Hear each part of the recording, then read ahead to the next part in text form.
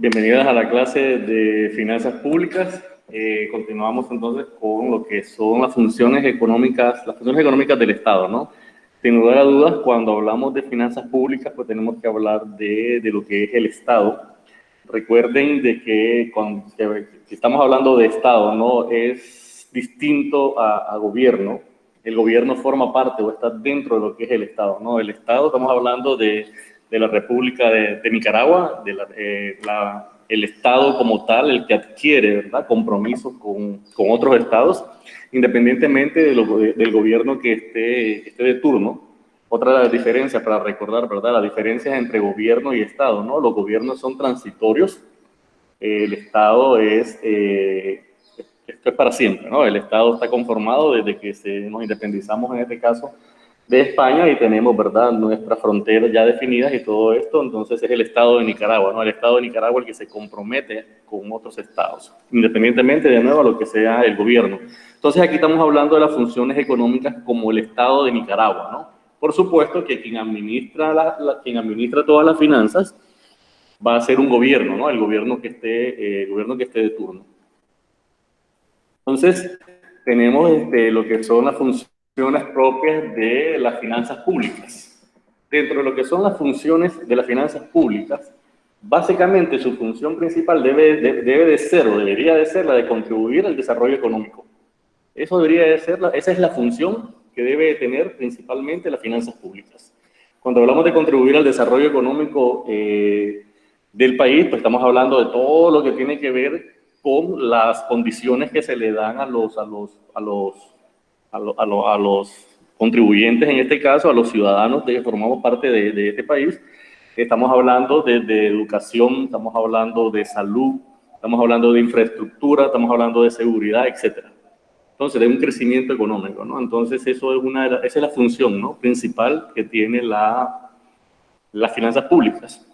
¿Cómo debe hacer esto el Estado? Bueno, el Estado debe de velar porque exista, ¿verdad?, una distribución equitativa. Cuando hablamos de distribución equitativa, por supuesto, estamos hablando de las riquezas, ¿no?, de que el Estado debe de velar, ¿no?, porque se realice esta distribución, y vamos a ver de qué manera lo trata de hacer. Se deben de incentivar a los inversionistas, por supuesto, y a la producción. Esta parte del incentivo a los inversionistas, pues sencillamente es que la gente traiga su plata, ¿no? Que la gente de afuera traiga su plata y que invierta en nuestro país. Cuando se invierte en nuestro país, pues la que hay es una generación directa de empleo. Crear un clima de confianza política, establecer una estabilidad legal, disminuir la tasa de inflación, etcétera, son otras variables, ¿no?, que van a generar empleo y que van a incentivar el crecimiento de todo lo que es la economía de cualquier país.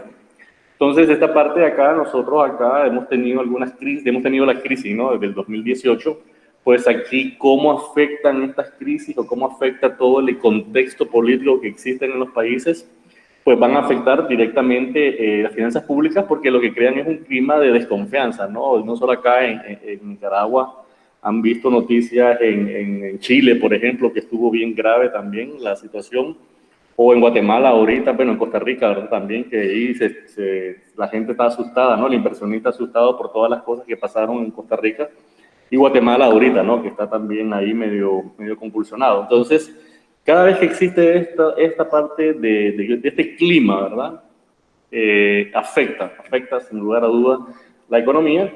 Nosotros por acá, pues todavía 2018 estábamos medio recuperándonos, viene la pandemia y pues la situación la situación económica, ¿no?, está bastante fregada, ¿no? Entonces, toda esta partecita, la parte de confianza, la parte de crear una estabilidad legal, de repente que se estén creando leyes, que se estén imponiendo cosas, pues evidentemente eso tiene una afectación directa en lo que viene a ser la inversión, ¿no? Nadie quiere venir a invertir a un país donde no hay garantías de que su inversión pues va a estar segura, básicamente. O nadie quiere garantía de que venís a invertir y de repente hay una explosión política y una estabilidad, y entonces tu inversión no puedes trabajar, no puedes movilizarte, etcétera, etcétera. Entonces, todo eso tiene una afectación, no solamente acá, tiene una afectación en cualquier parte que se den, ¿no? Por supuesto, las afectaciones van a ser proporcionales en la medida de la confianza que ya existía o la inversión que ya exista en los países. Un país como Costa Rica, que tiene mucha inversión extranjera, pues todo lo que hubo el año pasado de la convulsión social que hubo, pues no afectó tanto como puede afectarnos a nosotros, dado que las inversiones que tienen ellos, pues va a ser 4 o 5 veces más que las inversiones que tenemos por acá nosotros. Además de que no tienen, ¿verdad? También está la parte social. Costa Rica no es un país que se ha caracterizado por ser violento o por ser muy convulsivo socialmente, como sí sucede con nosotros, como sucede con El Salvador, Guatemala u Honduras, que sí tenemos antecedentes, ¿no? De este tipo de convulsiones. Entonces, va a afectar también en dependencia de la parte social, ¿no? La estabilidad que ha tenido anteriormente cualquier país, ¿no?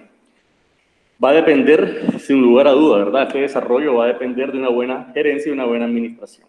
Y ahí pues vamos a tener de todo tipo, vamos a tener gente que sí ve que se están haciendo bien las cosas o que se está trabajando bien o que se va más o menos, pero vamos a tener también gente que van a decir pues que es un desastre, que no se está haciendo una buena administración, que la administración se está dando solamente para enriquecer a los allegados, ¿verdad? A los allegados políticos, a los que están en el gobierno, y así sucesivamente, ¿no? Y eso no es solamente sino que siempre se hace alusión, ¿no? Del enriquecimiento que hacen las autoridades cuando están en los puestos.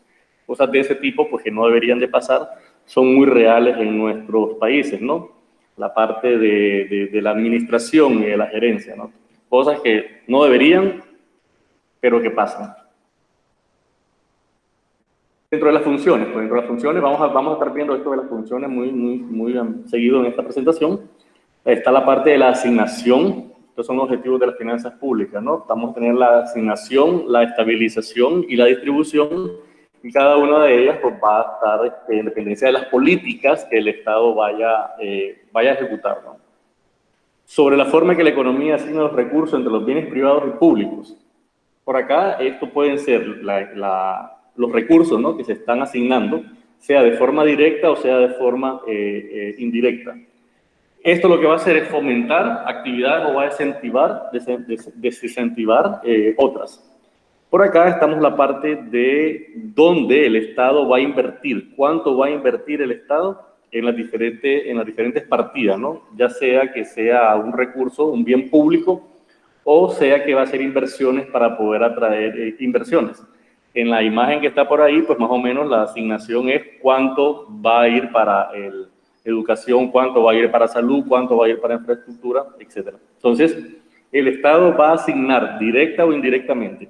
Directa es lo más común, ¿verdad? Pero indirectamente, bueno, indirectamente el Estado va a asignar recursos cuando disminuye, por ejemplo, impuestos o cuando asignan para nuevos proyectos, perdón, asignan partidas en las cuales el Estado va a proveer infraestructura, pero que la inversión venga a proveer empleo, venga a proveer, por ejemplo, todo lo que tiene que ver con estos polos, ¿verdad?, de inversión, todos estos polos económicos, como la zona franca, por ejemplo. Entonces el Estado invierte en infraestructura vial, invierte en seguridad, y por su parte, pues espera, ¿no?, que la parte privada haga sus propias inversiones, ¿no?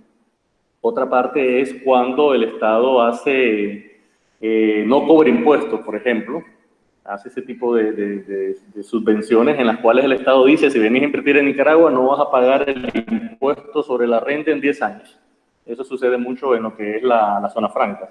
Entonces ahí el Estado, ¿por qué se dice que está asignando? Bueno, está asignando recursos indirectamente, bien, porque el Estado va a dejar de percibir esos recursos para que la inversión pueda venir a nuestro país. Entonces ahí es donde se dice de que el Estado también asigna recursos de manera indirecta, cuando hace subvenciones o cuando hace rebaja, por así decirlo, de lo que es impuesto, no cobra impuestos, más que rebaja que no cobre impuestos. Entonces por acá está la parte de asignación, también están todos los proyectos que están previstos por realizarse. Entonces el Estado, ¿no?, va agarrando de sus partidas y va haciendo sus diferentes asignaciones.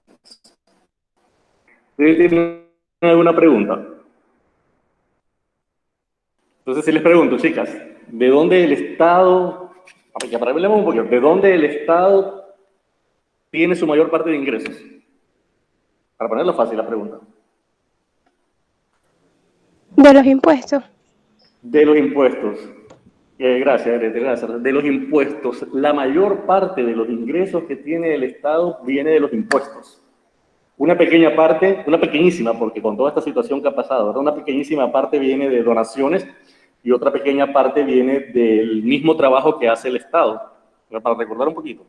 ¿Qué es esto, el mismo trabajo que hace el Estado? Bueno, recuerde que si usted va a sacar su cédula por primera vez, no tiene ningún costo, ¿verdad? Igual su partida de nacimiento no tiene ningún costo.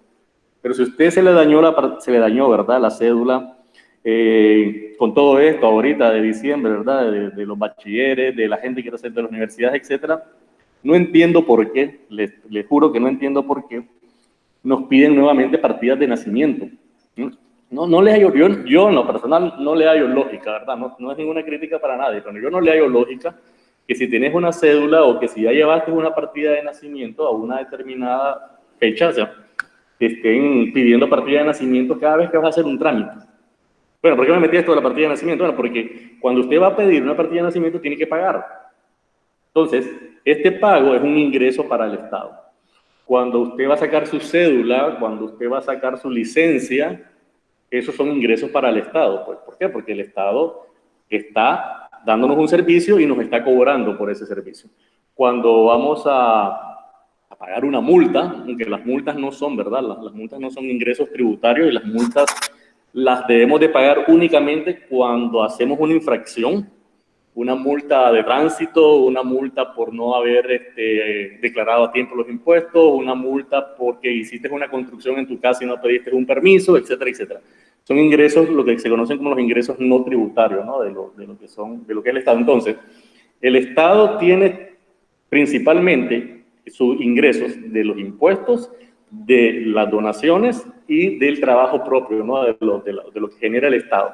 Cuando Telcor le pide, mes a mes, ¿no? Le pide que el pago a Tigo, en este caso a Claro, por utilizar el espectro, ¿verdad? El espectro radioeléctrico, pues es un ingreso para el Estado por medio de Telcor, o cuando le cobra el Telcor a las radios, ¿verdad? Por usar también el espectro radioeléctrico a las radioemisoras o a las televisoras y así sucesivamente.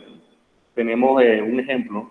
Otro ejemplo, Enatrel, que es el dueño de todo lo que es el cableado eléctrico en el país, le cobra a Unión Fenosa, le cobra a Disnorte Disur, perdón, Unión Fenosa no existe ya, a Disnorte Disur por pasar la energía eléctrica por ese cableado y así sucesivamente, ¿no? El Estado tiene mucho ingreso de muchas de sus instituciones. Entonces, la parte de la asignación, los ingresos provienen mayormente de lo que es nuestros impuestos, y ahí es la molestia cuando vemos que nuestros impuestos pues no están siendo utilizados como nosotros esperamos, ¿no? En este sentido, pues estamos hablando de mucha crítica, por ejemplo, cuando la convulsión del 2018, mucha crítica en el sentido de la forma en cómo se manejó, en cómo las instituciones que nosotros mismos le pagamos, ¿verdad?, con nuestros impuestos, pues actuaron en esa fecha, ¿no? Entonces hay mucha crítica. Algunos lo van a ver que todo fue lindo, otros lo ven como que fue completamente negativo, pero en sí, siempre la parte de la asignación, cuando estamos viendo el uso, ¿verdad? Nosotros como ciudadanos, que somos los que aportamos, generalmente, ¿no? Va a existir los que están de acuerdo y los que no están de acuerdo. El Estado, pues en este caso, mediante el gobierno, pues es el que empieza, ¿no? a decidir cuáles son los proyectos que se deben de hacer y cómo se deben de hacer. En un estado donde hay pues independencia de poderes, ¿no? La Asamblea Nacional es la que decide al fin y al cabo los presupuestos. Ellos son los que deciden la manera en cómo se van a asignar los recursos, y eso sucede en todos los países realmente, ¿verdad? No solamente en Nicaragua.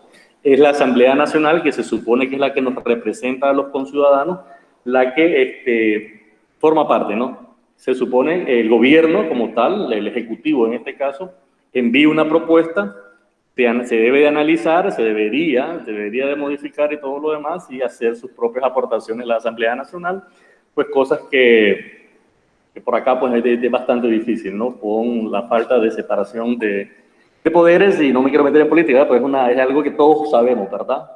Si algo se dice, Si algo lo dice la gerencia, ¿verdad? Dígase la presidencia, si algo lo dice el Ejecutivo, pues los demás poderes sencillamente lo que hacen es ejecutar, ¿no? Viene la Asamblea Nacional y aprueba casi que igualito a como el Ejecutivo lo mandó. Entonces, la asignación de recursos debería de hacerse dentro, ¿no?, de las necesidades y dentro del marco de que va a aprovechar la mayor parte de la población. Dentro de la parte de estabilización, pues aquí tenemos ya la parte de la política económica, ¿okay? Y aquí es mantener el nivel pleno de empleo, ¿no? Tener precios estables y una tasa apropiada. Todo eso va a conllevar a que podamos tener una estabilización. Hablando un poco de precios, por ejemplo, precios estables y una tasa apropiada. ¿De qué manera existe estos precios estables o esta tasa apropiada? Bueno, el Estado viene y dice, en Nicaragua vamos a utilizar un método de deslizamiento de la moneda en el cual se hagan microdevaluaciones diarias. ¿Okay? Y es lo que nosotros mantenemos acá. Nosotros sabemos, por ejemplo, cuánto va a costar el dólar al 31 de diciembre. Ya desde ahorita sabemos eso. Es más, más o menos para el 17 de diciembre ya vamos a saber cuánto va a costar el dólar para el 31 de enero. ¿Por qué? Porque nosotros tenemos, recuerden en teoría monetaria, que nosotros tenemos un sistema en el cual, que nos impuso el FMI en los 90, en los cuales las microdevaluaciones son diarias, ¿no? Entonces, estas microdevaluaciones diarias ayudan a mantener estable lo que es la inflación y, por supuesto, entonces lo que son los precios. Si recordamos un poco lo que es la inflación, bien, la inflación es, un ejemplo, si usted podía con 100 córdobas hace un año comprar 5 libras de frijoles, con 100 pesos 5 libras de frijoles, y hoy en día usted puede comprar con los mismos 100 pesos 4 libras de frijoles, significa de que tus 100 córdobas no valen lo mismo que hace un año. Y esta diferencia en poder comprar 5 libras hace un año y 4 libras hoy, eso es inflación en los precios. Es decir, los precios han aumentado de tal manera de que ya no puedes comprar lo mismo con los 100 pesos. ¿Y por qué hacemos generalmente, por qué hago generalmente este ejemplo? Bueno, porque en Nicaragua todo está dolarizado, excepto los salarios. Igual comento siempre también en la clase, ustedes pueden ver el recibo de Claro en sus casas, el de cable.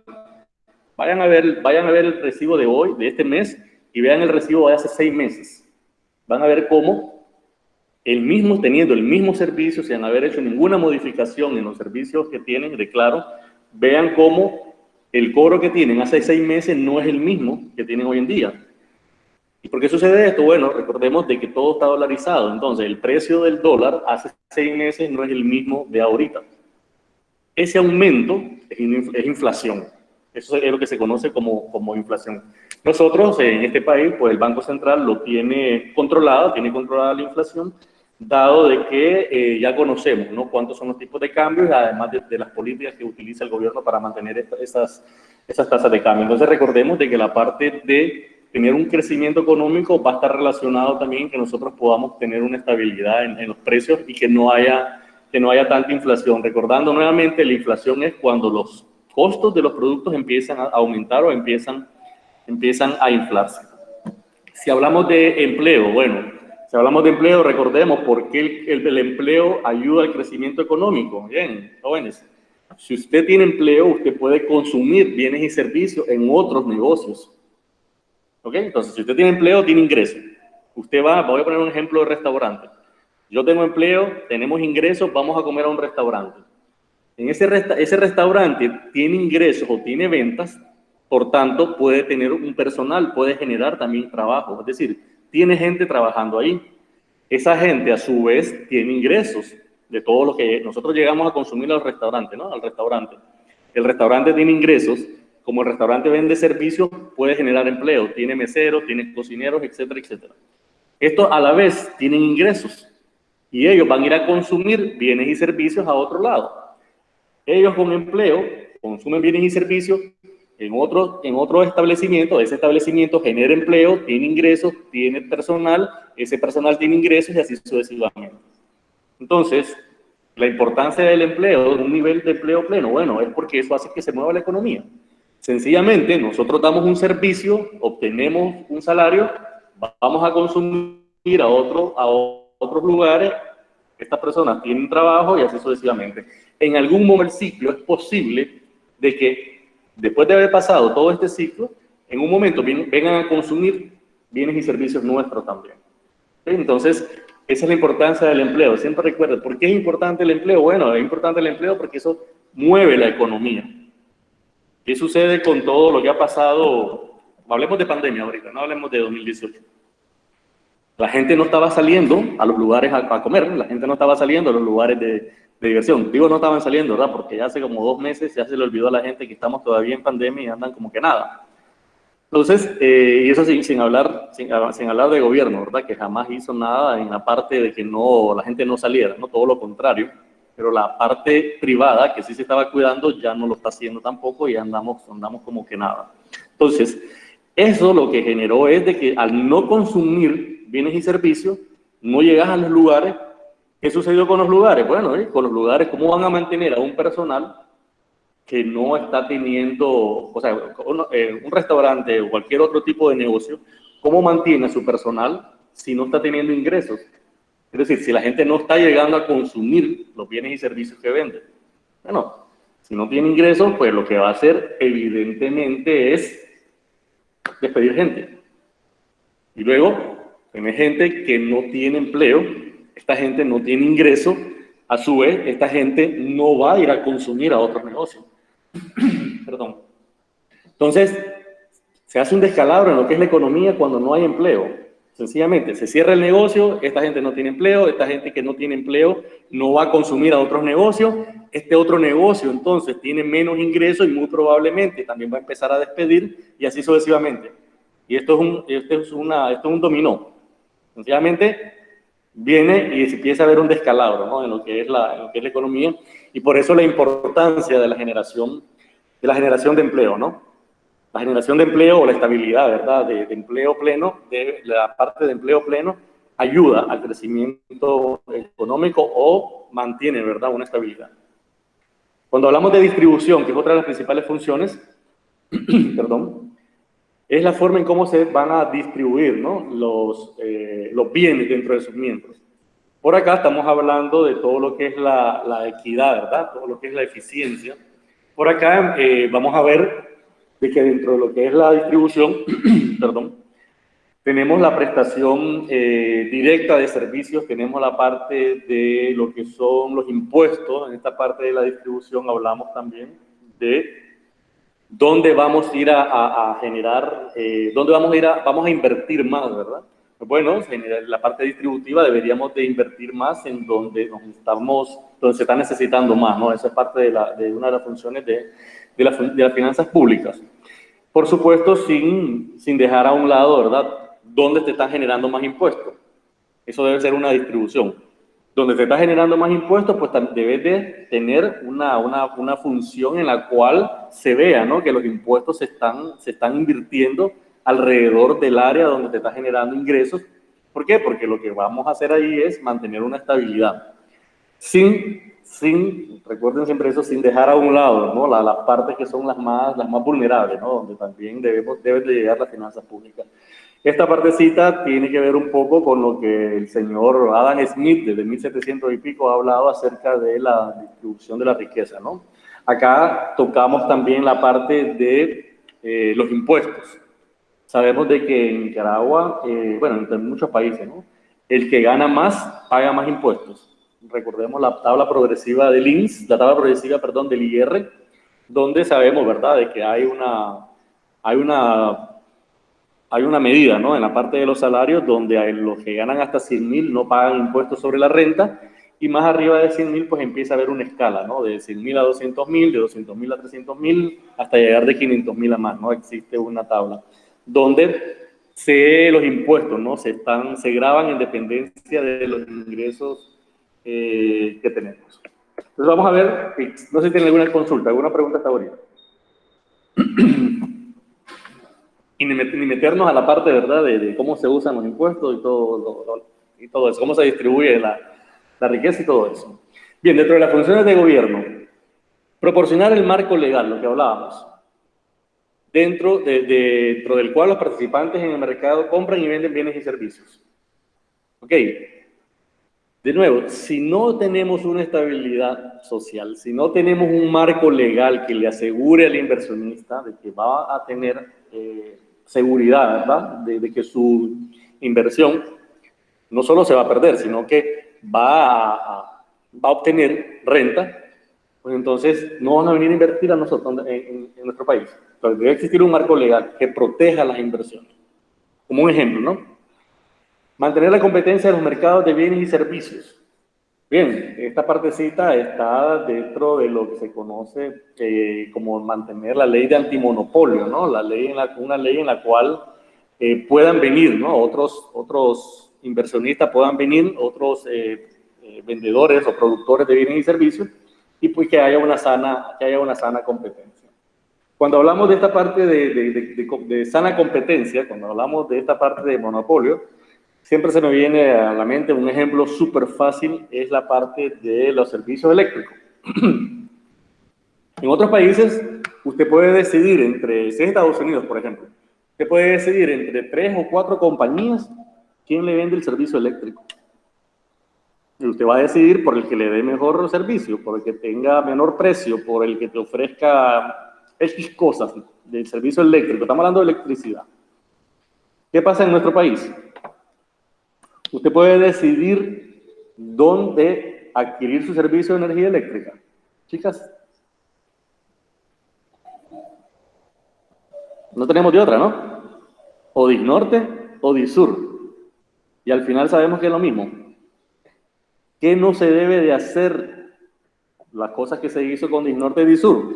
La ley de antimonopolio en nuestro país, obviamente, ¿no? Lo que te exige es de que no exista una sola empresa que monopolice un servicio y de tanta envergadura como es la energía, de tanta importancia como es la energía eléctrica. Bien, como solo existía Unión Fenosa, pues entonces había, perdón, como solo existía Unión Fenosa, pues sencillamente existía un monopolio de energía eléctrica. ¿Qué fue lo que se hizo en contubernio o en apoyo o en coordinación con el gobierno? Bueno, se creó una segunda empresa. Entonces, legalmente, existen 2 empresas, Disnorte y Disur. No existe un monopolio legalmente. Pero si lo vemos de otra manera, si lo vemos moralmente, esa es una tontería en la cual están usando un vacío, ¿no? Están utilizando ahí eso que le llaman los vacíos legales, ¿no?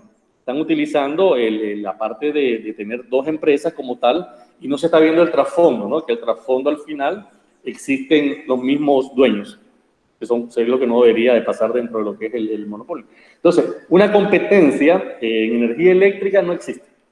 Sí existe, por ejemplo, en telecomunicaciones, ¿verdad? Claro y Tigo.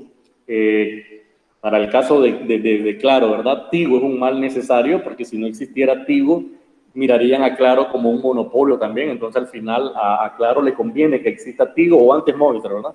Con la parte de la competencia. Entonces, el gobierno, como parte de sus funciones, debería de incentivar la parte de competencia, ¿verdad? La parte de mantener esta competencia en los mercados de bienes y servicios. Deberían de invitar a otras compañías a que inviertan más en telecomunicaciones. Y no más en Costa Rica existen como 5 compañías de lo que es servicios de internet, de lo que es servicios de móvil. Existen, aquí nomás, en Guatemala existen como 8 compañías, ahí todavía más grandes, hay más. Entonces nosotros tenemos la opción de poder ir a donde nos den un mejor servicio, ¿no? La parte de competencia. Incluso acá todavía no tenemos la parte de la portabilidad numérica que ya existe en otros países. Nos debería, dentro de la parte del fomento a la competencia, nosotros deberíamos de poder llevarnos nuestro número celular de una compañía a otra. Es decir, el número que tenemos ahorita nosotros, si usted es Claro o si usted es Tigo, si usted en un momento decide cambiarse de compañía, debería de poder cambiarse y llevarse su número a la otra compañía, como sucede en otro lado. Esa es parte, ¿no?, de la competencia. No que nosotros, si ya tenés tu número y no lo querés perder, pues bueno, pues te quedas aguantando todo lo mal servicio que tiene Claro, todo el mal servicio que tiene ¿Qué tiene Tigo? ¿Por qué? Bueno, esa parte de fomento a la competencia que debería de hacer el Estado. Dentro de la parte del la tercera función, ¿verdad? Redistribución del ingreso y la riqueza, ya sea a través del sistema fiscal o ya sea a través de los diferentes tipos de subsidios. El Estado debe de incentivar toda la parte de la redistribución. En la parte de la redistribución, dentro de lo que es el sistema fiscal, que lo vamos a ver un poquito más adelante, está, como hablábamos hace un momento, la parte de los impuestos, ¿no? La parte de impuestos, no solamente a la renta, ¿no? También está la parte de los impuestos a lo que es el consumo, acá dentro de lo que es la redistribución, ¿verdad? Acá uno de los impuestos, ¿verdad? Uno de los productos, ¿verdad? Uno de los bienes y servicios, que es el primero que se piensa cuando se quiere modificar, como política fiscal, cuando se quiere modificar los impuestos, básicamente son dos. A ver, chicas, si el Estado quiere aumentar impuestos en ciertos productos, a ver si le recuerdan, ¿cuáles son los productos que generalmente el Estado toca primero? De nuevo, el Estado quiere aumentar impuestos. ¿Qué productos toca de primero? Hay dos principales. ¿Qué productos o qué tipo de productos? Están por ahí. No sé, profesor, tal vez en los licores o así. Ya lleva uno, correcto. ¿De otro? Los cigarrillos, o no. Pues ahí están los dos. Lo primerito que los estados hacen es eso. Bueno, aumentar dentro de las políticas fiscales en los impuestos, ¿verdad? Aumentar el guaro y aumentarle a los cigarros. Y después vienen los demás, ¿verdad? El impuesto selectivo al consumo y todo lo demás. Es lo primero que se piensa, ¿no? Porque, bueno, si tenés, aparte que hay una doble función, ¿no? La idea es desincentivar la parte del consumo, ¿verdad? De estas dos, de bebidas y de cigarros, y a la vez que el que quiera tener este vicio, pues que pague más impuestos. Entonces, el Estado decide de qué manera bueno, estamos hablando de la distribución del ingreso y la riqueza, ¿no? Pero ahí el Estado influye de qué manera nosotros vamos a gastar nuestros ingresos. Si vamos a consumir estos tipos de productos, pues vamos a pagar más impuestos. Dentro de la cuarta función es la reasignación de los recursos. Por acá, la reasignación de los recursos, pues esto va a estar en dependencia en el proceso que se va dando de las inversiones, cuáles inversiones en un determinado momento necesitan estos ajustes. Es decir, cuáles beneficios, ¿no? O los costos asociados a la producción o consumo que se acumulan en un lado deben de redistribuirse en otros lados. Entonces, la parte de reasignación, o sea, se planeó hacer algo, pero durante el proceso, ¿no? Se ve que se debe reasignar más a otras partidas y quitarle a la parte de reasignación de los recursos debería de ser una función con ojo de lupa, ¿no? Que no sea una función, no reasignar por política nada más, por política como tal, ¿verdad? Política de partidaria ni nada de eso. Debería de ser por política fiscal, por política económica, cosas que deberían de pasar de esa manera. Y la quinta función es la estabilización de la economía la economía agregada que tiene que ver con el ingreso y con el consumo, ¿no? De las familias, con el consumo de las empresas, etcétera, debería formar parte de lo que es las funciones, que las vamos a ver también más adelante. Entonces, perdón, dentro de lo que es la política fiscal, es el gobierno quien controla los niveles de gastos e ingresos, sin lugar a dudas. Los gobiernos van a influir mediante la política fiscal la economía del país. Van a controlar el gasto y los ingresos en los diferentes sectores y mercados, sin lugar a dudas, con el fin de lograr una política económica. Entonces, ¿qué es lo que debe de hacer la política fiscal? Estabilizar la economía y el ciclo, debe de incrementar la capacidad de crecimiento y debe de siempre perseguir el objetivo de lo que es la equidad y la redistribución de la riqueza. ¿Y de qué manera la política fiscal se va a dar? Bueno, la política fiscal va a ser expansiva, va a ser contractiva o restrictiva y va a ser neutral. ¿Sí? Entonces, ¿en qué momento el Estado va a utilizar una política fiscal expansiva, restrictiva o neutral? Bueno, va a ser en dependencia de cómo esté manejándose o cómo esté la economía en un determinado en un determinado momento. Entonces, ¿qué es lo que quiere el gobierno? Tener una política fiscal expansiva, quiere que sea contractiva, quiere que se mantenga como tal, como está, etc. Bien, entonces, cuando hablamos de política fiscal expansiva, se lleva a cabo en situaciones de decrecimiento económico y cuando hay altos niveles de desempleo. Aquí el gobierno tiene que aplicar una política fiscal expansiva para aumentar el gasto agregado. ¿Ok? Consumo más inversión, vamos a ver esta formulita, ¿no? Que es la del gasto agregado. Aumentando la renta efectiva para disminuir la tasa de desempleo. ¿Qué es todo esto que está ahí en la pantalla? Bien. Si el Estado empieza a disminuir, ¿verdad? Una política expansiva, se empieza a disminuir los impuestos. ¿Qué es lo que va a pasar? Bueno, si vos vas a ir a consumir un producto que te cobran ahorita un impuesto selectivo al consumo, ¿verdad? Te cobran X cantidad.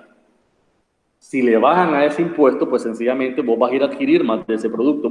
Miramos un ejemplo como sería la gasolina. Si a la gasolina le empiezan a bajar al impuesto selectivo al consumo, por ejemplo, supongamos que le empiezan a bajar cosas que no pasan, ¿verdad? Como salen por ahí los memes, cosas que no van a pasar en tu vida, y la mala palabra. Cuando se disminuye un impuesto, pues entonces la gente con la misma plata, con la misma cantidad de plata, va a poder comprar más combustible. Si el combustible está más económico, muy probablemente la gente va a empezar, si antes no querías salir de Managua a Catarina, por ejemplo, o a pasear, pues teniendo un combustible más barato, te va a animar a salir de Managua, te va a animar a salir a gastar, ¿verdad? A andar en tu vehículo. ¿Qué sucede con eso? Bueno, va a pasar un sinnúmero de cosas, además de que estás consumiendo combustible más económico, y animás a salir, a la hora de salir, vas a consumir también en el destino al que vos vayas. Entonces, eso empieza a generar, ¿no? Empieza a que la rueda, ¿no? Que los engranajes se empiecen a mover. ¿Por qué? Porque estás gastando, o sea, estás consumiendo. Pónganse también, vamos a otro ejemplo, que nos empiezan a cobrar menos impuestos por la importación de productos, que nos empiecen a cobrar menos impuestos en los restaurantes. Vean lo que sucede cuando las compañías de tarjeta de créditos nos dicen 40% de descuento en tal fecha. Los restaurantes se llenan. No sé si les ha pasado, si ustedes han aprovechado una promoción. Eso mismo sucede cuando hay una reducción de los impuestos. La gente va y consume más. De nuevo, si usted ha aprovechado con sus familiares o con alguien, ha aprovechado una promoción, la Credomatic tiene una promoción que se llama Mi Promo. Consumís 1,000 pesos y pagás solo 600, algo así. Vas a ver los lugares cómo están llenos. Y no vas a ir a un lugar y consumís 1,000 pesos nada más. Te volás tus 2,000 pesos. Entonces, ya incentivaste el gasto. Con esa promoción incentivaste el gasto. Lo mismo va a pasar con los impuestos. Se incentiva el gasto. Y si vos gastás, ese negocio tiene ingresos. Si ese negocio tiene ingresos, genera empleo y lo que hablamos anteriormente. Un aumento de los gastos del gobierno, desplazando el alza del gasto agregado. Bien, viene el gobierno y empieza a generar, ¿no? Más proyectos. Empieza a invertir más en proyectos nuevos, empieza a hacer construcciones, empieza a hacer caminos, empieza a hacer carreteras, empieza a instalar luminarias, etcétera, etcétera. Entonces, esto va a hacer, si el gobierno aumenta el gasto, alguien tiene que hacer el trabajo. Entonces, ese alguien genera empleo. Si se genera empleo, ya hemos hablado, todo lo que sucede cuando alguien tiene ingreso. Entonces, eso sería una política fiscal expansiva, ¿no? En la cual el gobierno está aumentando el gasto. Estimular las inversiones, la parte de estimular los incentivos fiscales, eso también es una política fiscal expansiva.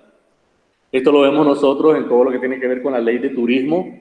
La ley de turismo, cuando vos venís, ¿verdad? Vas a invertir o vas a hacer un proyecto que tenga que ver con turismo, pues tenés excepciones de impuestos, muchísimas excepciones. Por ejemplo, cuando compras materiales de construcción o cuando compras equipamiento para la inversión turística, ¿verdad? Que estás haciendo, no pagas impuestos de IVA. Con un ejemplo, ¿no? Y tenés otros incentivos. Cuando sos zona franca, cuando sos zona franca no pagas impuestos de la renta durante 10 años. Todo eso, cuando el Estado empieza a estimularlo más, estamos hablando de una política fiscal expansiva. Ahora, no tienen que darse estos 4 puntos que están por acá, ¿verdad? Para decir que tenemos una política fiscal expansiva. El gobierno puede hacer, por ejemplo, los últimos 3 que están acá, y no reducir los impuestos, no reducir los impuestos. Y en nuestra realidad no lo hace, no se hace. La parte de reducción de impuestos no se hace en nuestro país. Sí, el aumento en los gastos sí se hace, sí se estimula la inversión, sí se hacen incentivos fiscales. ¿Por qué? Porque lo que nosotros tenemos realmente es la aplicación que tiene el Estado, es la parte de una política fiscal expansiva. ¿Por qué hablamos de decrecimiento económico? Bueno, el mundo en general ha tenido, ¿verdad?, un decrecimiento económico en el sentido de que la gente no está gastando, la gente no está consumiendo por el hecho de la pandemia, ¿no? Nosotros traíamos un poquito del 2018 y se nos pegó la parte de la pandemia. Entonces, decrecimiento económico, sin lugar a duda, a nivel de país, existe, ¿no?, un decrecimiento económico. Sin embargo, no sé si ustedes han visto en las noticias de que ha habido un crecimiento económico en las exportaciones. ¿Lo escucharon? No sé si lo vieron en las noticias. Y no solo en las noticias de los canales pro gobierno, ¿verdad? También en las noticias de los canales en contra del gobierno, de oposición al gobierno. ¿Cómo pueden ustedes explicar que las exportaciones hayan aumentado en toda esta crisis de la pandemia?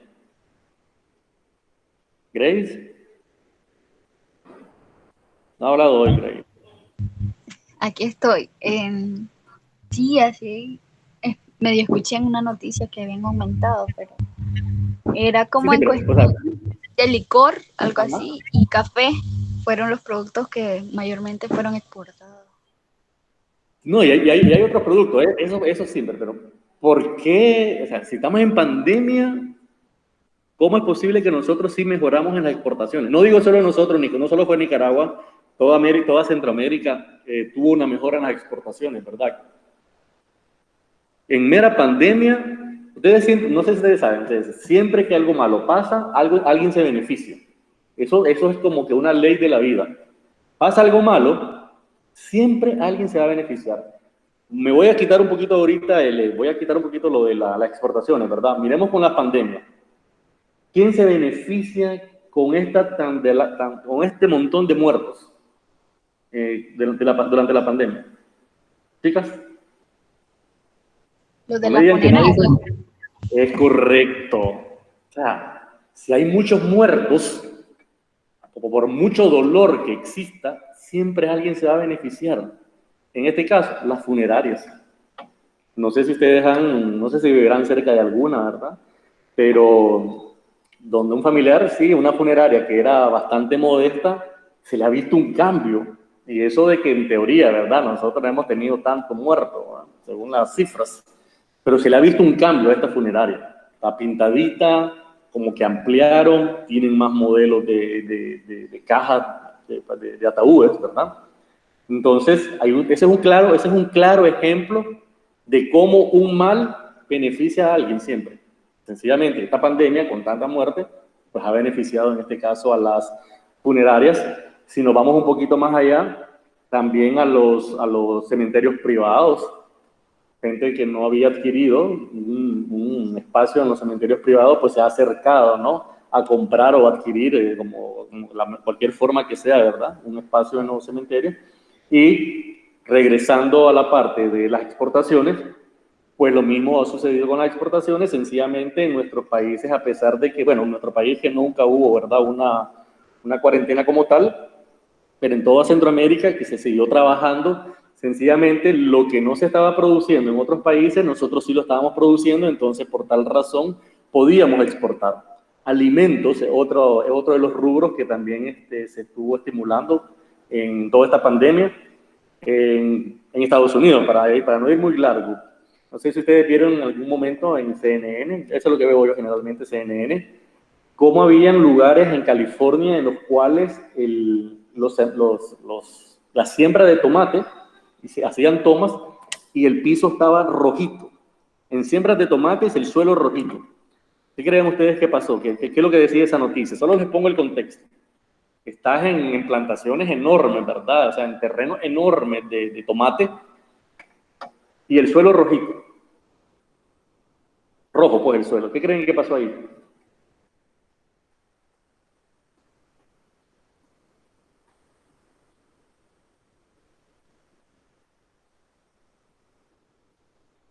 Tomate, plantaciones, suelo rojo. Que quizás no fueron exportados o no los quisieron Eso fue, comprar. no había mano de obra. Bueno, eso también, ¿verdad? Pero no hubo mano de obra que fuera a cortar el tomate. Al no haber mano de obra que corte el tomate, pues obviamente, ¿no? El tomate se madura y en algún momento el tomate se cayó de la planta. Entonces, ¿por qué no había mano de obra? Bueno, porque la parte de la pandemia, ¿verdad? De las cuarentenas que sí hubieron, cuarentenas, ¿verdad? En otros países, cuarentenas que la gente no podía salir, no podía ir a trabajar, pues sencillamente no había mano de obra que levantara la producción de tomates. Entonces, esta producción de tomates se perdió. Sin embargo, nadie ha dejado de comer tomates en ese país. ¿Qué pasa? Bueno, al no tener una producción interna, van a tener que buscar en el mercado exterior, en el mercado externo, quien les mande tomates. ¿Por qué? Porque esta producción se perdió. Y eso ya es otro cuento, ¿verdad? Dentro de todo el descalabro económico que va a haber en esas ciudades donde no se levanta la producción, los dueños que sembraron ese tomate, pues van a perder, evidentemente van a perder, y si trabajan con dinero del banco, pues ahora le van a deber al banco y todo el rollo que se les puede venir. Regresando a nosotros, pues así como el tomate, así como la parte de este ejemplo de tomate, están todo el ejemplo, las carnes, por ejemplo, hubo un aumento, la parte de café, como bien decían también, hubo un aumento. La gente, evidentemente, ¿verdad? A pesar de estar encerrados, los consumos de licores y de bebidas no disminuyeron. Sencillamente la gente ya en vez de ir a los bares, pues lo que hacían era pedirlos para sus casas y así sucesivamente. Entonces, las exportaciones aumentaron en países como el nuestro. Esto debería de tener un estímulo, ¿no? Dentro de lo que es la parte de la política fiscal expansiva. ¿Usted tiene alguna pregunta con lo que es la política fiscal expansiva?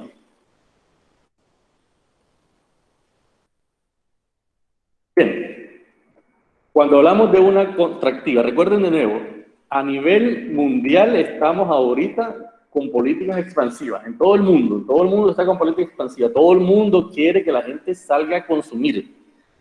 Algunos pues lo han hecho de manera indebida, ¿no? Por ejemplo, en Europa no sé si han visto de que ya se hizo otra ola de contagios, y es porque la gente salió a consumir, pero salieron como locos, por así decirlo, a consumir. O sea, salgamos a consumir, pero manteniendo las medidas sanitarias que se imponen, ¿no? De muchas que hay, ¿no? Entonces la gente salió como loca, pues como que no existe nada, como que no había nada, y ahí ahora está la parte, tienen una segunda ola, ¿verdad? En estos países, a pesar de que se quiere, ¿no? Que haya consumo, ¿no? Que la gente empiece a consumir, que es lo que mueve al fin y al cabo la economía. Cuando hablamos de política contractiva, ¿no? Aquí hay una situación en las cuales hay una inflación exagerada. ¿Por qué? Bueno, porque hay una excesiva demanda agregada. En este caso sería necesaria una aplicación de política fiscal restrictiva, procediendo de forma contraria para reducir el gasto agregado. ¿Qué significa esto? Jóvenes, ¿recuerdan la parte de oferta y demanda? ¿Qué sucede cuando hay mucha demanda y poca oferta? Chicas, la demanda está como siempre, pero la oferta disminuye. ¿Qué sucede en esos casos? Suben los precios. Suben los precios, sí, efectivamente. Y si hay demasiada demanda y la misma oferta, va a haber una inflación exagerada. Eso es lo que va a pasar. Ustedes están muy jovencitas, ¿verdad? Pero pregúntenle a su papá, que sus papás son contemporáneos míos, o quizás a sus abuelitos. Son contemporáneos míos, estaban chavalos para los 80, estaban chavalos para los 80, ¿no? ¿Qué sucedía en los 80? Bueno, en los 80 no ingresaba al país no ingresaban productos porque teníamos el bloqueo económico. No ingresaban productos. ¿Qué es lo que pasaba entonces? Bueno, como no ingresaban productos y la gente necesitaba los productos, los pocos productos que habían tenían unos precios exagerados. Entonces, la inflación en los 80, la inflación fue horrorosa. ¿Por qué se daba esta inflación? Bueno, porque la gente necesitaba, la estábamos demandando productos y no existían productos. Pueden preguntarle a sus papás cómo los billetes, cómo los resellaban. No sé si alguna vez ustedes vieron un billete resellado. Por ejemplo, un billete de 20.000, le ponían encima un sello, pero un sello a todo el billete, ¿verdad? Y ese billete de 20.000 se convertía en 200.000. Un billete de 20, perdón, un billete de 20. El mismo billete de 20 se convertía en 200.000. Y un billete de 100 se convertía en un billete de 1.000.000. Y así sucesivamente. Entonces éramos los millonarios, teníamos billetes con unas denominaciones enormes y no podías comprar nada. Uno, porque no valía la moneda, y dos, porque no encontrabas productos. Ustedes han visto han visto artículos periodísticos de Venezuela, cómo están los supermercados en Venezuela. No sé si los han visto. O sea, ustedes imagínense entrar es triste. Ustedes imagínense entrar a una Unión o a un Palío, o el supermercado que ustedes quieran, y donde están el montón de bolsas de frijoles, solo hayan 5 bolsitas de frijoles. O donde está el aceite, solo hayan 2 pichinguitas de aceite. Y así sucesivamente, o sea, que esté todo vacío, a como se ve ahorita en Venezuela. Chicas, así estuvimos nosotros acá en Nicaragua. Usted entraba a un súper y encontrabas 3 cositas nada más, cuando las llegabas a encontrar. ¿Qué es lo que hacía eso? Bueno, recuerden, teníamos que comer. Los precios estaban exagerados porque no había oferta. En casos como estos, ¿verdad? En donde existe, bueno, eso porque era la situación inflacionista, pero por la parte en este caso, la parte de que no teníamos, ¿verdad? No teníamos productos. Pero está la otra parte en la cual, por ejemplo, una economía que esté muy buena, una economía donde haya mucho ingreso y que la gente empiece a gastar. ¿Okay? Entonces, una economía en la cual se está gastando mucho y se está consumiendo mucho un producto. Y ese producto empieza entonces a subir de precio. O se empiece a dar una situación de inflación. La situación de inflación que yo les puse ahorita era ante una economía que estaba completamente dañada, ¿no? Pero se puede dar una inflación incluso en economías que estén muy buenas. Por ejemplo, si tenemos un país donde hay muy, muy buenos ingresos, ¿verdad? Y la gente quiere empezar a salir del país, entonces van a empezar a comprar boletos de avión. Si hay mucho consumo de boletos de avión, porque es una economía muy buena, sencillamente en un determinado momento los boletos de avión van a subir. ¿Okay? Igual, supónganse que tenemos una muy buena economía y estamos consumiendo mucho en unos determinados restaurantes. Bueno, estos restaurantes se van a empezar a llenar y como hay mucha demanda, pues los precios de ese restaurante muy probablemente vayan a subir, de tal manera que puedan ir únicamente los que pueden pagar los precios. Entonces, la parte de inflación no solamente se da cuando hay una economía débil, puede darse también cuando hay una economía que está pujante. ¿Qué vas a hacer para que no haya tanta demanda de un determinado producto? Bueno, vas a aumentar los impuestos, vas a reducir el gasto público y vas a tratar de desalentar las inversiones privadas. Esas cosas pues no suceden en nuestro país, dado de que no es contraproducente. Nosotros lo que queremos son políticas fiscales que no nos vayan a contraer más la economía. Pero sí existe, ¿no?, la parte contractiva. Igual en la parte monetaria. Y entrando un poquito a la demanda agregada, ¿no? La demanda agregada, cuando estemos hablando de demanda agregada, son todos los bienes y servicios que nosotros requerimos, ¿ok? A un nivel de precio y en un periodo de tiempo. Por acá, cuando hablamos de demanda agregada, tenemos que tomar en cuenta, sin lugar a dudas, el gasto que tenemos cada uno de nosotros en nuestras familias. Eso se considera dentro de la demanda agregada.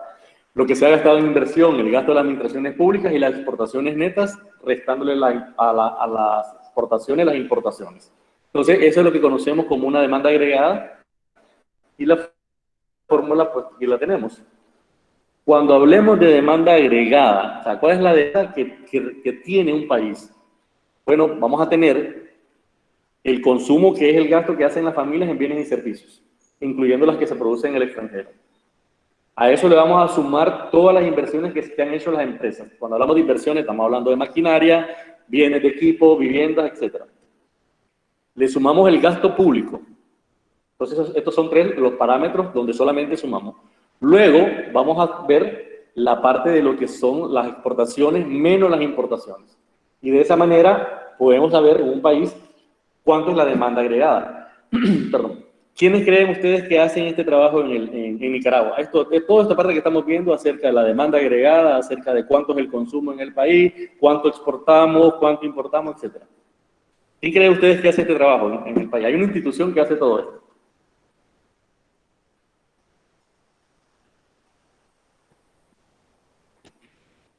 Que maneja mucha estadística. Todo esto que estamos viendo por acá es muchísima estadística.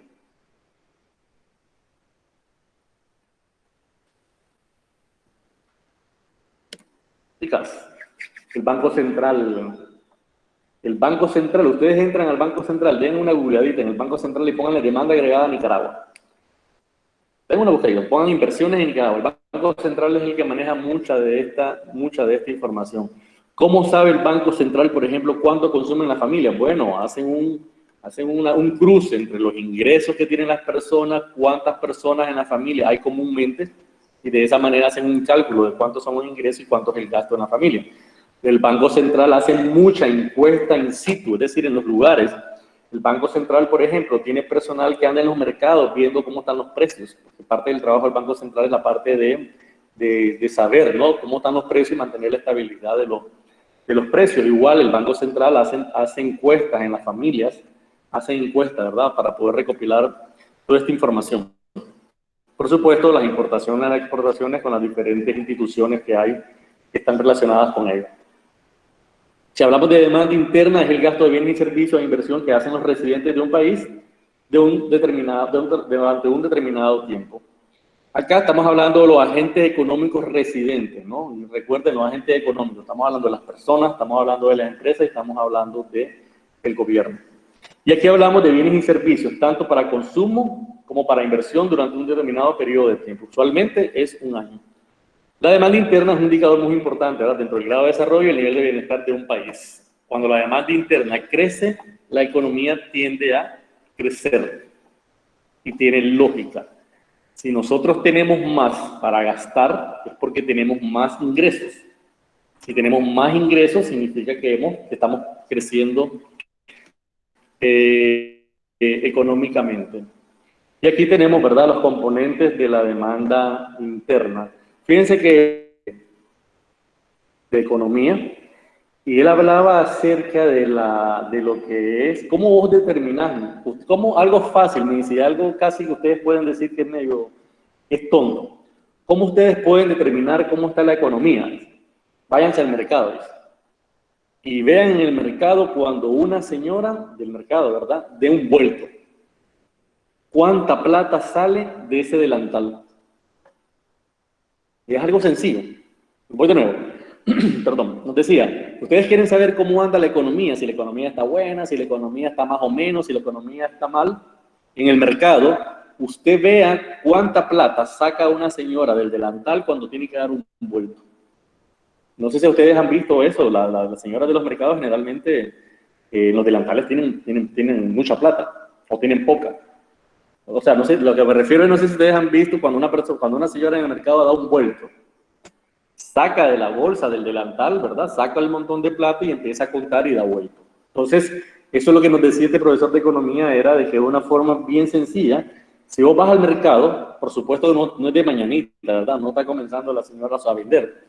Si vos vas al mercado, qué sé yo, 3, 4 de la tarde, y la señora tiene el montón de plata, cuando saca el vuelto, pues significa que ha tenido un buen día de venta. La economía, ese es un síntoma de cómo está la economía. Pero si a esa hora el delantal está vacío, pues es un síntoma, ¿verdad?, de que no se está vendiendo mucho y pues que la economía no está... Él ponía un ejemplo, ¿verdad?, que era bien sencillo, pero que él decía que era un ejemplo muy efectivo de cómo está la economía en un país yendo a un mercado. El consumo de los hogares, todo lo que es el gasto, ¿verdad?, de las personas y las familias en bienes y servicios para poder satisfacer sus necesidades. Aquí estamos hablando de todo, estamos hablando de alimentos, estamos hablando de ropa, estamos hablando de colegio, estamos hablando de los servicios de peluquería, etcétera, etcétera. Dentro del consumo de los hogares se excluye, ¿verdad? Cuando estamos pagando, estamos hablando de compras de vivienda. Entonces, esto forma parte, ¿no?, de los componentes de la demanda interna. ¿Por qué es importante el consumo de los hogares? Por lo que hemos hablado. El consumir, el gastar, hace que la economía se mueva. Gasto del gobierno. Bueno, el gasto del gobierno va a estar relacionado a todo lo que es consumo como inversión. El gobierno, recuerden que el gobierno a través de sus administraciones, ¿verdad?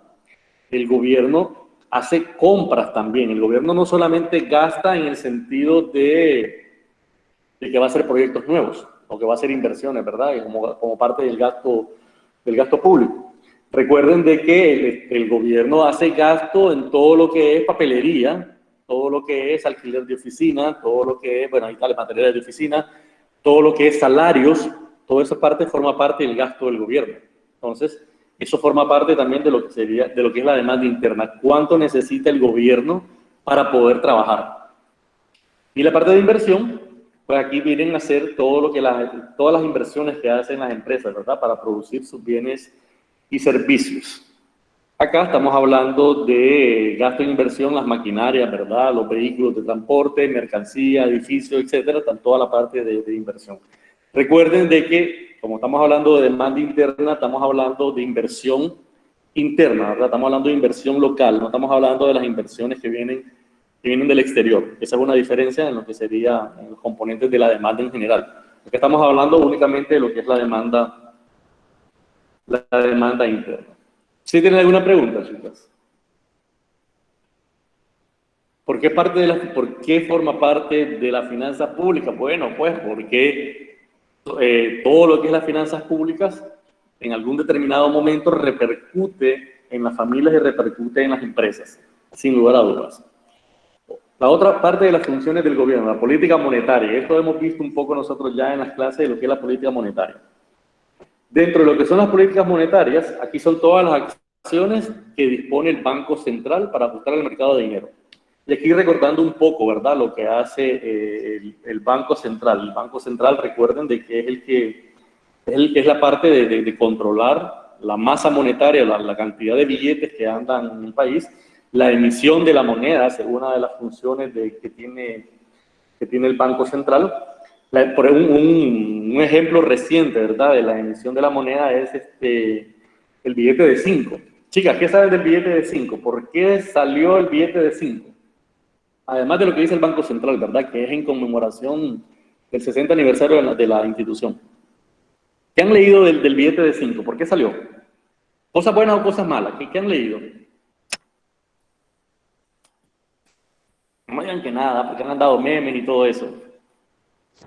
No, profe, o sea, solo hemos oído de que salió esa para la conmemoración de los 60 años del Banco Central. Sí, pero no sé si han leído de que es que hay una inflación y el Estado del gobierno está sacando más billetes y no sé cuándo. O sea, tuvieron ese tipo de rumores. Ah, bueno, sí, eso sí, y eso, para sacar más billetes. sí, pero eso viene a ser, a ver, si hay inflación realmente, vos no vas a sacar billetes de 5. ¿Cuánto es el billete máximo que tenemos ahorita? 1.000. Si hay inflación, vas a sacar un billete de 5.000. Vas a sacar un billete de 10.000. ¿Por qué? Porque si hay inflación, significa que los precios suben. Significa que necesitas más billetes para pagar por un bien. Entonces, para no utilizar tantos billetes para pagar un bien, sacas una denominación más alta. En vez de sacar 5 billetes de 1.000, podrías sacar un billete de 5.000. O en vez de sacar, para pagar un bien, en vez de sacar 10 billetes de 1.000, sacas un billete de una denominación nueva, sacas un billete de 10.000, etc. Es decir, con eso lo que quiero comentarles es de que si tenemos inflación, lo que estamos hablando es de que van a sacar billetes de denominaciones más altas. ¿Okay? No vas a sacar un billete de 5. El billete de 5, van a creer que el billete de 5, la explicación está, de por qué sacaron los billetes de 5, la explicación está en las familias, de todos nosotros. ¿Por qué? Sencillamente porque la moneda de 5 se ha escaseado o se ha desaparecido. ¿Qué creen ustedes que ha pasado? O sea, ¿por qué la moneda de 5 se ha escaseado o se ha desaparecido? ¿Alguna opinión de por qué se ha escaseado la moneda de 5?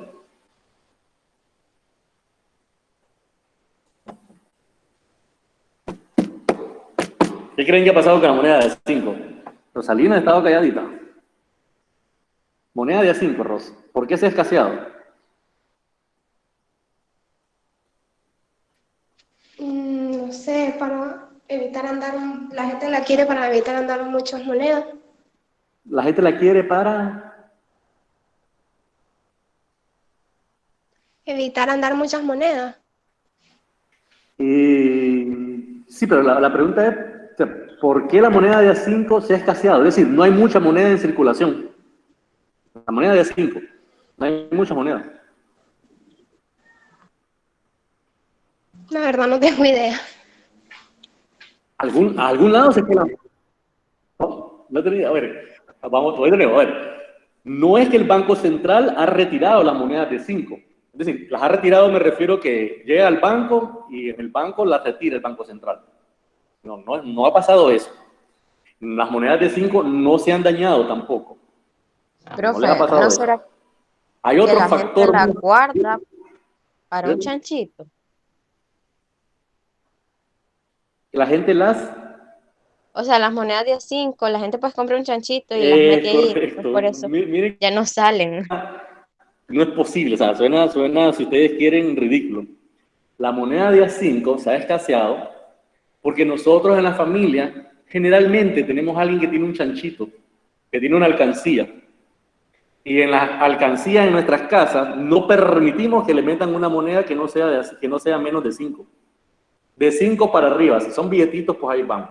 Pero los nicaragüenses tenemos esa costumbre de mantener un chanchito, como le decimos, ¿verdad?, a la alcancía, y ahí es donde están las monedas de 5. Es algo impresionante, en los cuales ese es el motivo por el que se ha escaseado la moneda de 5 en el país. Y lo que hizo el Estado, por el Banco Central, pues es sacar los billetes.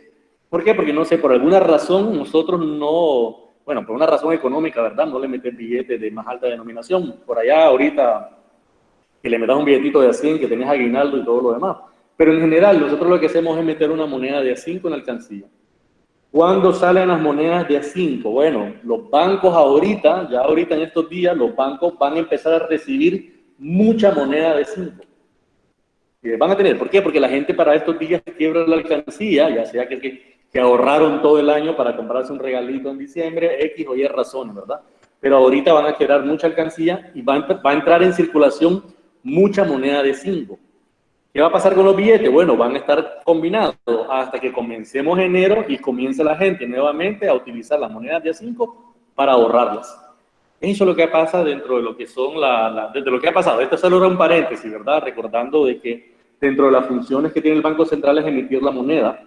La moneda de A5, en este caso, que es la más nueva, se emitió por esas razones, por la escasez, perdón, el billete de 5 se emitió en hace 2 o 3 meses, se emitió por la escasez de las monedas de 5, las cuales están desaparecidas, entre comillas, porque la gente las tiene acaparadas, al fin y al cabo, las tiene guardadas. Dentro de los objetivos, recordando un poquito, ¿verdad? Los objetivos de la política monetaria, recordemos de que tenemos que controlar la inflación, mantener el nivel de precios, recuerden, es parte de lo que es la política monetaria, reducir el desempleo, conseguir crecimiento económico y mejorar el saldo de la balanza de pago. Esto lo vimos un poco en teoría monetaria. Y vamos a hablar también de que existen las políticas, ¿verdad? Expansiva y restrictiva dentro de lo que es la política monetaria. Por acá, dentro de lo que es los tipos los mecanismos, ¿verdad?, para llevar a cabo este tipo de política, variar el coeficiente de caja, modificar las facilidades permanentes o realizar operaciones en el mercado abierto. Por ejemplo, comprar oro o deuda para introducir dinero en el mercado forman parte de las políticas expansivas. Ok, recordando lo que es la parte de, a ver, coeficiente de caja. ¿Recuerdan lo que es el coeficiente de caja, chicas? O el encaje legal. Encaje legal. Lo vimos en teoría monetaria. Hicimos ejercicios sobre eso. Es el porcentaje que el Banco Central les cobra a los bancos. Es correcto, Rosalina, ese es el concepto, el encaje legal es el porcentaje que los bancos deben depositar en el Banco Central. No es que les cobre el Banco Central, pero sí es lo mismo, ¿no? Es la misma en el sentido del concepto. Cuando un banco comercial recibe, por ejemplo, 1.000 córdobas de depósitos, no puede ocupar esos 1.000 córdobas para sus operaciones. Tiene que mandar un 15% al Banco Central, que es como una reserva. El encaje legal es como una reserva. ¿Okay? Entonces, recordemos la parte de cómo funciona la política monetaria con el encaje legal.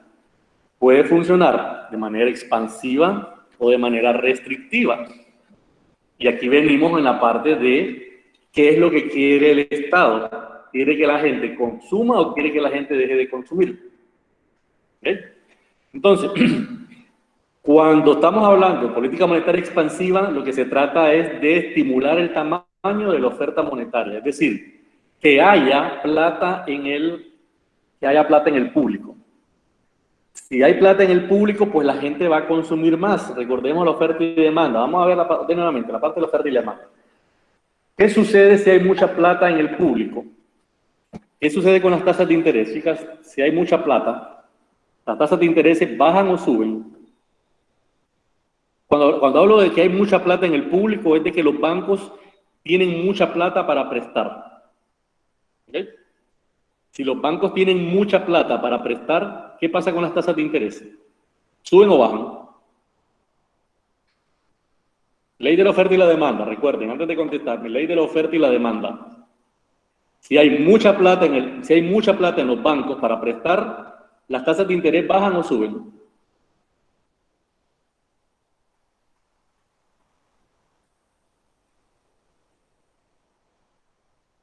Bajan. Es correcto. Sin miedo, Gretel, gracias. Bajan. ¿Por qué? Bueno, porque la demanda va a ser simple. O sea, la demanda, recuerden que se mantiene. Si hay mucha plata en el público, significa que vas a empezar a enamorar al público para que vengan y te compren, para que vengan y adquieran préstamos o adquieran créditos. Vas a bajar la tasa de interés para que la gente que quería comprarse un carrito lo haga ahorita. Miren, las tasas de interés estaban al 12% hace un mes y ahorita las tenemos al 8%. Entonces, la gente la va a pensar, bueno, antes no podía cubrir la cuota del carro que quiero, pero con esta tasa que está ahorita voy a poder cubrirla. Entonces, la gente va a comprar carro, la gente va a salir a consumir productos, la gente va a hacer viajes, la gente va a hacer la mejora en su casa que no la había hecho y así sucesivamente. La gente va a comprar su casa porque las tasas de interés bajaron y así sucesivamente. Entonces, ahí lo que tenemos es una política monetaria expansiva donde la gente empieza a consumir. ¿De qué manera influye el encaje legal? Bueno, el encaje legal influye porque si el Banco Central disminuye el encaje legal, los bancos tienen más plata para prestar. Lo vimos en clase. Si ahorita por cada 1.000 los bancos tienen 850 para prestar, si el Banco Central disminuye el encaje legal, supónganse que el Banco Central lo disminuya a un 5%, de 15 a 5. Bueno, de cada 1.000 que reciban los bancos en depósitos, ahora no van a prestar únicamente 850, podrían prestar 950. Es decir, si el encaje legal baja, la disponibilidad que tienen los bancos para prestar va a ser mayor. Si tienen disponibilidad mayor para prestar, las tasas de interés van a bajar.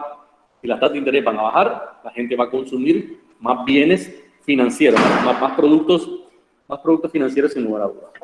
¿Qué sucede con la política monetaria restrictiva? Va a suceder todo lo contrario. ¿Y por qué hablamos de monetaria? Bueno, porque estamos hablando de Banco Central y de la manera en cómo el Estado influye dentro de lo que son las finanzas de los individuos que afectan al final, que influyen dentro de lo que son las finanzas públicas. La política monetaria restrictiva va a ser todo lo contrario. Lo que se pretende es de que no haya tanta masa monetaria, va a reducir la cantidad de plata que está disponible en los bancos. ¿Cómo podemos reducir la cantidad de plata que está disponible en los bancos? Bueno, la podemos reducir aumentando el encaje legal. Podemos reducir la cantidad de plata que está en el mercado vendiendo deuda. Es decir, el Banco Central dice, tengo bonos del Tesoro a un 10% por cada 10.000. Bueno, entonces, los bancos lo que van a hacer es van a invertir en bonos porque les trae mejor beneficio. Si los bancos invierten en bonos del Banco Central, están sacando de la masa monetaria que tienen los bancos, la están llevando al Banco Central. ¿Por qué? Porque los bancos están invirtiendo en el Banco Central. Eso sería una política monetaria restrictiva, que el Banco Central diga, vengan, inviertan en bonos del Tesoro de Nicaragua. Ahí está sacando el Banco Central masa monetaria. Si el Banco Central, de nuevo, si el Banco Central aumenta el encaje legal, también. Si el Banco Central aumenta las tasas de interés, también. Y aquí la pregunta viene a la inversa. ¿Qué sucede si hay poco dinero para prestarle al público? ¿Qué sucede con las tasas de interés?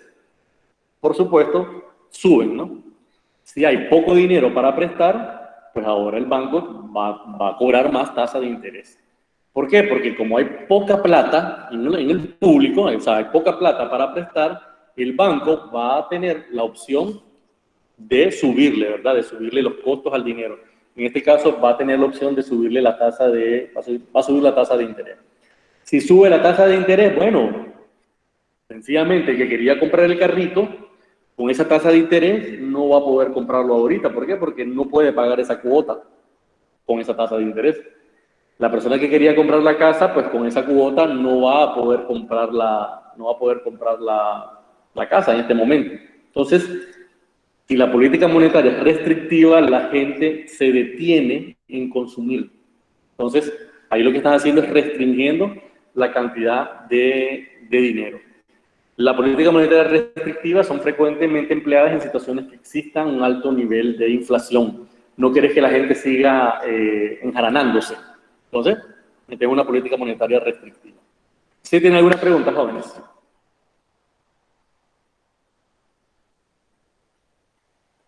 No, profe. Se nos fue Grace, ¿verdad? Ah, no, por acá está Grace todavía. Bien, con respecto a las tareas, chicas, no sé si tienen consultas, ya todo lo que es, ya el examen incluso, el examen del segundo parcial ya está en línea. Bueno, no está en línea, pero no lo pueden abrir, ¿verdad? Porque es para el 16 de enero, 20, no recuerdo ahorita la fecha. Las actividades que van a hacer las actividades también, ¿verdad? Que van a hacer para los que es el segundo parcial ya están. Son 2 cuestionarios, 2 actividades que son jueguitos, ¿verdad? Un crucigrama y un emparejamiento, pero que eso también, jugando, ¿verdad? Estamos construyendo conocimiento. Y un sistemático, ¿verdad? Que el sistemático también ya está en línea y que se va a abrir en los primeros días de enero para que ustedes lo puedan realizar. Con esos acumulados tendríamos ya lo que sería el parcial 2. No sé si tenían una consulta, Gretel. Profe, tengo una pregunta. La otra semana todavía tenemos clase. ¿O esta es la Sí, última? la otra semana todavía. La otra semana es la última semana de clase. No solo conmigo, para todas las asignaturas. La otra semana tenemos clase. Solamente tenemos libre un jueves, si no me equivoco. Que es es el 24. Déjenme decir. Bueno, en la plataforma ya pueden ver, ¿verdad? Tenemos 2 jueves libres. Tenemos el 24 y tenemos el 31, porque regresamos a clase, de esta clase, ¿verdad? Nosotros regresamos hasta el 7 de enero. Usted regresa a clase al 4 de enero. Si ustedes tienen clase los lunes, ustedes regresan a clase el día 4 de enero. Tenemos 2 jueves libres, 24 y 31. Es decir, el próximo jueves, que es 17, no tenemos clase. El 7 de enero tenemos clase, el 14 de enero tenemos clase. Estamos hablando del segundo parcial, el 21 de enero. Profe, ¿y la otra semana va a ser virtual o presencial en su clase? La otra semana está dispuesto para ser virtual. No sé ustedes si tienen algún inconveniente con eso. No, profe, bien, vamos para la universidad nosotros porque tenemos No te escuché, Gretel. No, profe, está bien. Más bien nosotras ahorita vamos para la universidad porque tenemos clases presenciales. ¿Y el próximo jueves? No, la otra semana sí, todas son virtuales. Bueno, es que está programado para que sea virtual. ¿Por qué es que por qué les decía que era virtual y presencial? Cuando es presencial, yo estoy igual con Meet. Para aquellos que no se pueden conectar, yo estoy con Meet. O sea, tengo gente que está aquí en clase presencial y gente que está en virtual. De paso también de que queda grabado, ¿verdad? Queda grabada la conferencia, queda grabada la clase y la puedo poner en la plataforma. Por eso es que les decía que está de las dos maneras. Entonces la próxima semana, para que no tengan que venir solo por mi clase, lo hacemos siempre virtual, pues, porque esta semana era la presencial. ¿Estamos? Bueno, entonces dejo de grabar en este momento. Fue un placer y espero que nos miremos por acá el próximo jueves. Entonces, muchísimas gracias. Dejo de grabar en este momento. Chao, profe. Chao, Bertel.